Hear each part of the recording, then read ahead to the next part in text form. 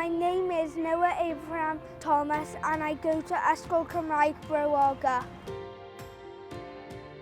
I moved to Wales from Scotland about 11 years ago and heard lots of people speak Welsh at work and thought, oh, this sounds quite cool.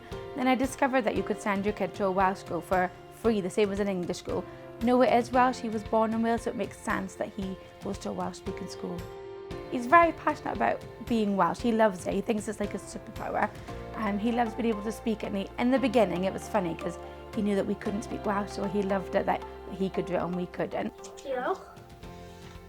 1, 2, 3, 4, 5, 6. I teach my mum and dad to speak Welsh.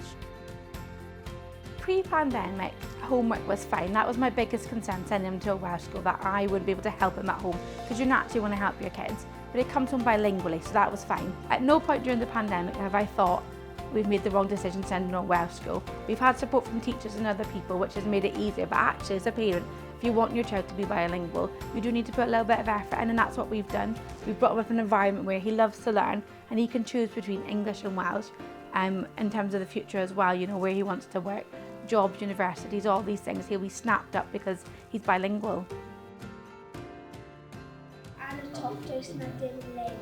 Yeah, da iawn.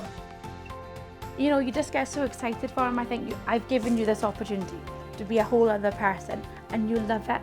He loves being Welsh, I love that he can speak Welsh, and I just get so excited when I hear him, especially when I hear him singing Welsh. It just makes me cry instantly.